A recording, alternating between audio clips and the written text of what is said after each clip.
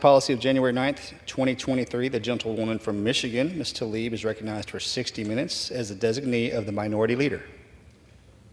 I ask unanimous consent that all members may have 5 legislative days in which to revise and extend their remarks and to submit extraneous material into the record. Without objection. I yield myself as much time as I may consume. Mr. Speaker, as the chair of the Congressional Mamas Caucus, I would like to take a moment and truly celebrate Mother's Day and recognize the contributions of mothers across our country. We must continue to center mamas and the policies we develop and champion here in the United States Congress. As the mother of 2 incredible boys, I stand here today as an advocate for the needs of all mothers. Mothers should not be struggling like they are today, and we can act. As the founder of the Congressional Mamas Caucus, I want to ensure that mothers have a seat at the table every day in our policies and legislative work. I always say to folks, we can't keep enacting laws that impact mothers or that are about mothers, but not with mothers. From the incredible mothers in the Michigan's 12th District Strong to mothers in other movements for justice, I want to tell you I love you deeply. You are literally anchors within our communities and neighborhoods. Many of you are community mothers. Your voices deserve to be heard in this house, the people's house. Mothers, as we all know, embody strength. They nurture. They come into spaces with unconditional love. Today, we honor and celebrate mothers for their tireless dedication and unwavering commitment to their families. And Mr. Speaker, motherhood is a journey filled with joy, but also challenges and sacrifices. It is a universal experience that transcends race, religion, social economic status. Yet many mothers continue to face great disparities. Mothers are often the primary caregivers. So this Mother's Day, I ask all my colleagues, please, don't just say Happy Mother's Day. Show your love with action, action that uplifts moms. Challenges that we face here in Congress can help them the challenges they face can be overcome with actions here in Congress. From the daily struggles of balancing work and family responsibilities to the barriers that negatively impact our marginalized communities, mothers often bear the brunt of inequity and injustice. One of the pressing largest issues that I see continued over and over, and no matter which town hall, if I'm having it in the city of Detroit or in suburban communities, mothers and families today are facing high levels of poverty and really, truly struggling every single day with the economics of their family, around health care, and so much more. Millions of children, Mr. Speaker, in the United States live in poverty, lacking access to basic necessities like food, shelter, and health care. In Michigan, close to 20% of children under the age of 18 live in poverty. In the richest country in the world, that is unacceptable. Working families in our country should not worry about where their next meal should come from. If we have the money for endless wars, this body can find the resources to end child poverty. Ending child poverty is a policy choice, and in Congress we can start by expanding programs like the Child Tax Credit. I know I introduced the End Child Poverty Act, which would cut poverty by over 60%. This bill would implement a universal child benefit program. This bill would lift millions of people out of poverty by providing about $428 per child per month to every family in America so that nobody is left behind. From universal school meals, which are critical in ensuring that no child goes hungry. Children, of course, we all know and been taught by the incredible Shirley Chisholm, the first African American to serve in Congress, that children cannot learn when they are hungry. So let's feed them. Access to meals is essential for every child's development and success. By investing in universal school meals, we can ensure that every child has access to the resources they need to thrive at school. This is how we support mothers. I'm proud to co-sponsor the Universal Schools Meals Program, which many of my colleagues are championing here to provide free meals to every child in America. And again, many of the programs I want to talk about tonight will continue. But I also want to bring one of my colleagues up who I consider her an incredible community partner, but community mother and partner in this fight to, again, uplift mothers. She has championed so much work around reproductive health and been at the center of movement work from the Movement for Black Lives, movement for around Black maternal health, and so much more. With that, Mr. Chair, Mr. Speaker, I would like to recognize my good colleague from the great state of Massachusetts, Ayanna Pressley. I'd like to yield her as much time as she may consume. Thank you, Congresswoman Tlaib, and thank you for your visionary leadership in founding the Mamas Caucus. Really appreciate the way in which wherever you see a gap, that you seek to fill it. And I also appreciate that the incredible role model, the righteous representation that you provide for your sons, and the way that you fight for every child as if they are your own. This time of year, Mr. Speaker, we wax poetic about the contributions of mothers. We call their work valued, their love endless, their role invaluable. Mr. Speaker, mothers across America don't want a Hallmark card. They want policy change. I grew up in a small storefront church on the south side of Chicago, and my grandfather was the pastor there. And even as a pastor, he would often say that he would rather see a sermon than hear one. Mr. Speaker, the mothers of this country are deserving of policies that see them, center them, and serve them. And they would prefer that over bouquets, verbal or otherwise. We tell mothers that caregiving is their greatest contribution and then undermine them at every turn. We tell women that motherhood is aspirational and the greatest contribution they will ever make, while for many a safe pregnancy is a privilege and not a right. Then we thrust them into a broken healthcare system that denies their bodily autonomy, criminalizes pregnancy outcomes, and jeopardizes their lives. We tell mothers that the work of keeping that baby warm, safe, and fed is the highest calling. And then we allow negligence and policy gaps to create a baby formula shortage in the midst of a pandemic as mothers panic to meet a most basic need. We tell mothers that they must work like they don't have children and parent like they don't work. While we fail to pass universal paid leave policy, thrusting mamas and caregivers back into the workplace mere weeks after their babies are born. We tell mothers that it takes a village, and we're so proud to be a part of theirs. And then we fail to invest in safe, affordable childcare. We tell mothers that they are their children's first teachers, and they send their little ones out into the world with a hopeful heart. And then a stark reality keeps them up at night, that policy gaps will fail to keep that child safe from a gun on the block or in the classroom.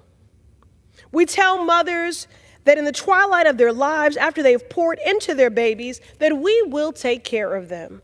And then we gut social programs that would help our elders age in community with dignity and the care that they need. Mr. Speaker, mothers don't need empty praise. They need policy change. And now, by the grace of God and the sheer will and brilliance and sacrifice of my mother, my shero, Sandy Pressley, may she rest in peace and power, the woman who gave me my roots and my wings, there are many lessons that I was afforded by her example. Chief amongst them, that being a mother was, in her opinion, her greatest achievement and her superpower. But it was also not her only identity. And because I had a front row seat early on to her humanity, I saw the many struggles and hardships that she was confronted with on a daily basis. Not for a lack of good character, not for a lack of strong work ethic, but because of an absence of policy or of policy violence. Mr. Speaker, as a nation, we penalize and marginalize the very people who give us life. But yet and still, mothers and caregivers persist in doing the work of community and movement building, of mothering, of nurturing, when it's been 101 years too long and we have yet to even enshrine gender equality in our Constitution. We still have not passed the Equal Rights Amendment. And still we raise our voices and we rise in the halls of power, navigating systems not built for us to speak out. Together we press, day in and day out, for a more just America. Because being a mom, being a mama, being a mommy is our superpower. But this is not a just nation which supports us as parents, as caregivers.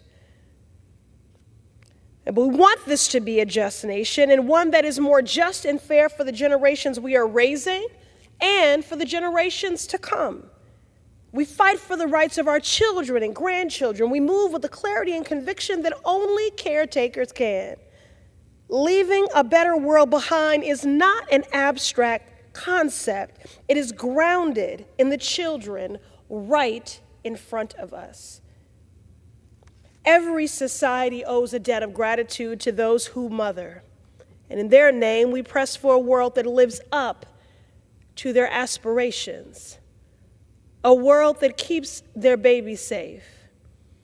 A world that keeps all our babies safe.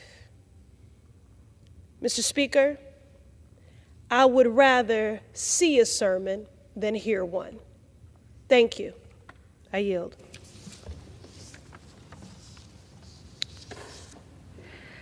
Mr. Speaker, as a mother myself, I know that there are circumstances out of our control that require families, especially the mothers, to take off from work, especially new mothers.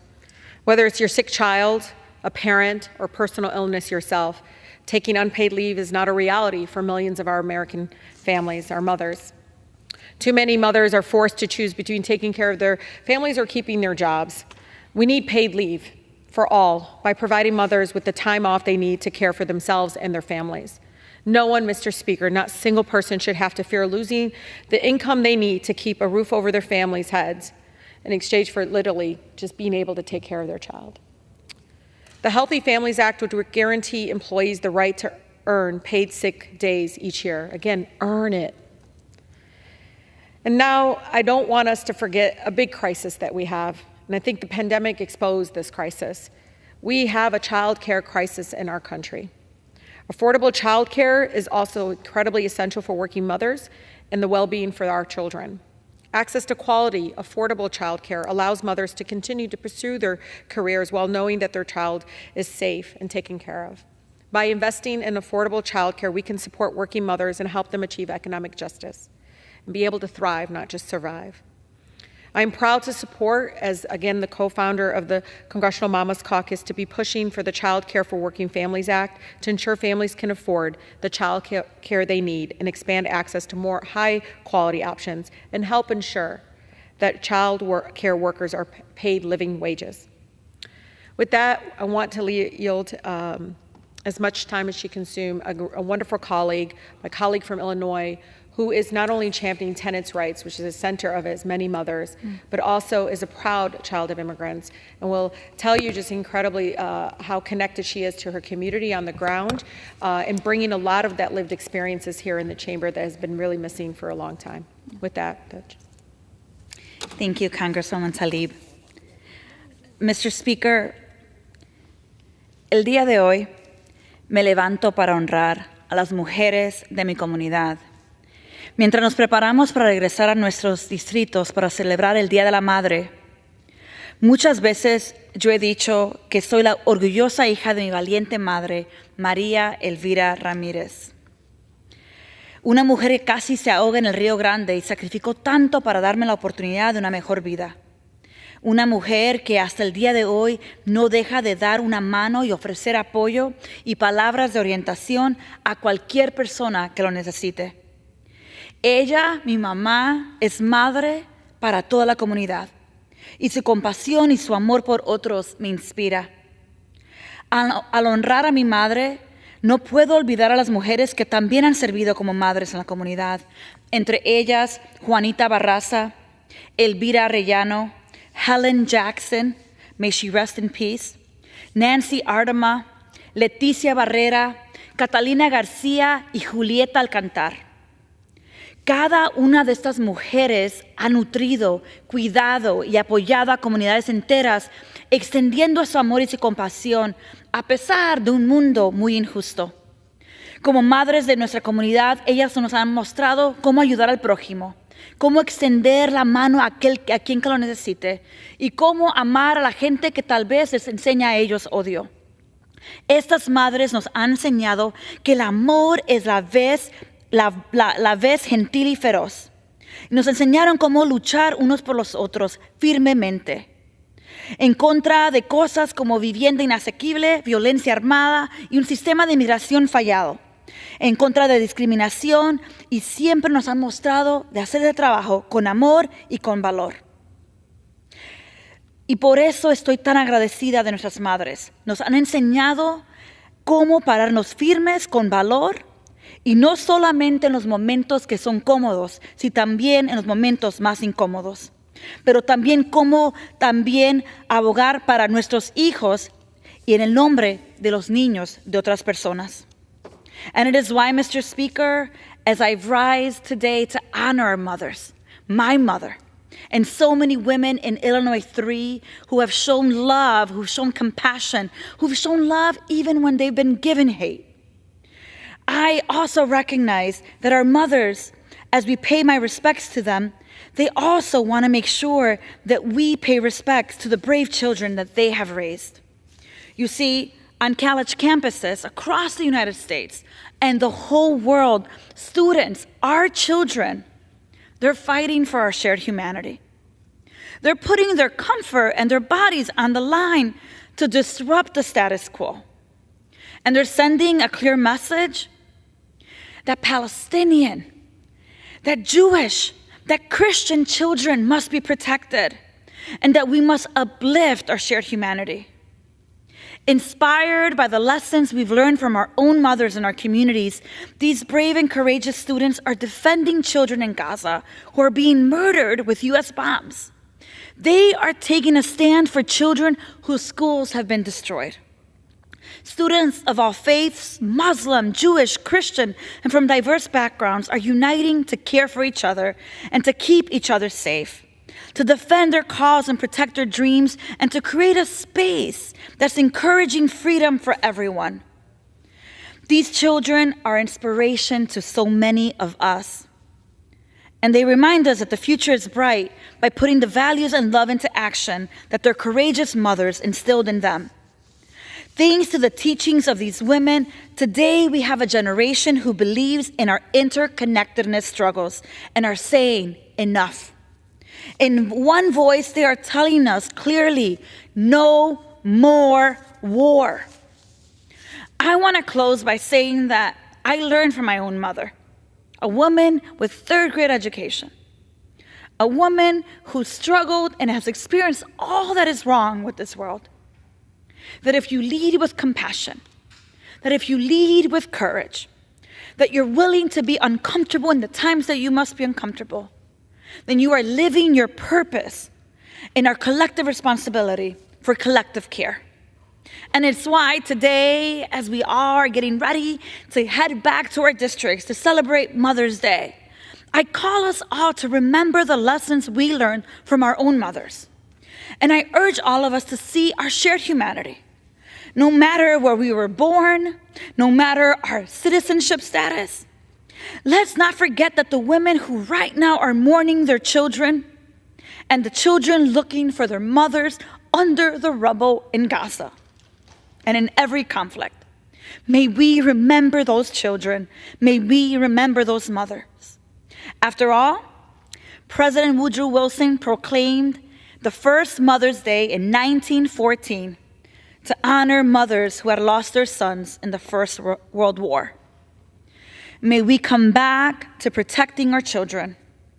May we come back to protecting mothers and fathers. And may we be reminded in this day, as we celebrate mothers across the world, that we here in Congress have a responsibility to protect them and to uplift them. I want to thank Congresswoman Rashida Tlaib for your work, particularly the work that you're doing around paid family leave, affordable child care, universal school meals, investments in WIC and SNAP, ending child poverty, and reproductive freedom. It's the honor of my life to serve with you. Thank you. As you heard from my colleague, Ken, incredible lived experience is so needed because mothers come from all different backgrounds, all in different income class. And again, we could be doing more as Mother's Day comes up, not just saying Happy Mother's Day, but uplifting policies that uplift all mothers. In the Congressional Mamas Caucus, we've been centering our work on Black maternal health. The crisis is real, it's here. And I know many of my residents continue to tell me, we don't want just task forces and commissions and be studied. We know that there is a crisis. We know that Black women are 3 times more likely to die from pregnancy complications. We know that it's not because Black women are less capable of bearing children or giving birth, but because our healthcare system has consistently neglected and mistreated them.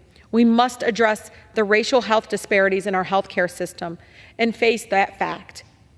I'm also incredibly proud to be a co-sponsor of the Black Maternal Momnibus Act, a comprehensive bill, Mr. Speaker, that would ensure Black mothers are safe and supported in their decisions and journeys to have children. Every person should have the right to make decisions about their own body, including whether and when and how to have children. There is a clear attack on women's rights, as we know, across our nation. Rather than prohibit safe and legal contraception, we need to provide support for women and families that lack the means to access such treatment. The relentless attacks on reproductive freedom are making it more difficult for mothers to access the care they need. So today I say to my colleagues, it's time to do better for our mothers. This Mother's Day, let's celebrate the incredible strength and resilience of our mothers everywhere and thank them by continuing to fight for policies that will change their lives for better. And I can't leave this House floor without talking about the fact that I grew up in the most beautiful, blackest city in the country. And when you grow up in Detroit, Mr. Speaker, you don't have one mother. There's all the Black mothers and the neighborhood mothers that even when my mom's eyes weren't on us, there were all the other mothers on the block that had eyes on us. So I want to take a moment and acknowledge many of these community mothers throughout my district. And I know I'm going to leave some out, and I love you all. But there are particular ones that really, really, really have touched me and shaped the person that I am today. From Mother Christina Guzman, to Mother Monet Davis, to Mother Angie Webb, Linda Campbell, Mother Dr. Leonard, who's fighting for the right to breathe clean air, Mother Braxton, who's embedded in the community. And these are mothers that after they take care of their family, they are trying to take care of the neighborhoods they live in. I want to thank again Mother Nan Berry, Mother Levita Brown, who's my former high school teacher, who continues to check on me and make sure that I'm okay, and literally is always at the background saying, we got to do better as a country. So again, as we come together, we honor and celebrate every single mother every day. We can do it every single day, not wait the Mother's Day to say Happy Mother's Day, but do it with action. I can't be remiss in not speaking about my mother. My Yama was born and raised in Palestine, in the occupied territories in the West Bank, a little village, Mr. Speaker, Betor el Foca. And it is an olive farm that she grew up on, picking olives and harvest in October, a family that literally struggled every single day, but they lived off their land. And my mother came to the United States after marrying my father with only 8th grade education. She was pregnant with me, 3 months. She came to the city of Detroit, and she raised 14 children. And I'm the eldest. So when people call me Mama Bear, it's really real. But my mom, to this day, after we all left, now she's an empty nester, I kid you not, I have people come up to me, can you tell your mother, stop sending food? Because she cooks for the whole block. Even folks that are like, I'm fine, I have children that take care of me. If she sees a person that is limping or maybe had an accident, one of her neighbors, she will bring them food. All kinds of Middle Eastern food, all kinds of food, and you have to take it. If you don't take it, she gets very angry. She takes care of her block. And I think people don't realize just the incredible compassion that my mother has was really filled with living again in Palestine with the most compassionate woman I've ever met, my grandmother. And these mothers,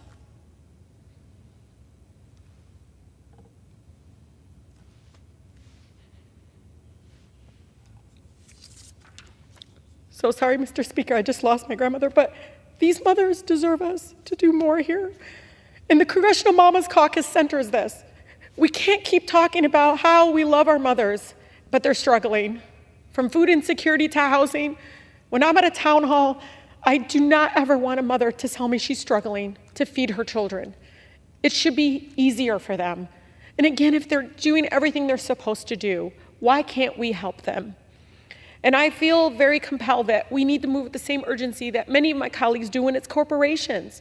When it seems to be the defense budget, it seems like we find the money. But when it's somebody that literally comes to my office and says, Rashida, I found out I have MS. How am I supposed to take care of my family? I have MS.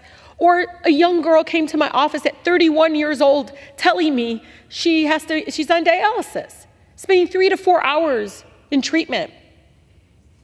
These mothers deserve us to do more in this Congress. We deserve to do it in action. We have to do more. This is incredible to sit there and tell you all that these mothers come to us. They're not even asking, they're saying, hey, tell us what we need to do. But it is hard out there. It is hard. I'm working, but if my child gets sick, I'm out. I can't make up those hours. And again, our families right now are struggling with sick care in our country, not health care. Literally, people are making money off of the fact that folks continue to be sick. And so I'm asking our Congress this Mother's Day, as the Congressional Mamas Caucus member and many of us in this chamber, we know that we love our mothers, but we can do more. We can do more through policy and through action to really protect them, to uplift them, to make sure that they're not only surviving in our country, but they're thriving. Because I'll tell you, if we take care of our mothers, I know the children will be taken care of, our neighborhoods and communities will be taken care of. With that, Mr. Speaker, I yield. Does the gentlelady have a motion? Yes. I move the House to now adjourn. The question is on the motion to adjourn. Those in favor say aye. Those opposed say no. The ayes have it.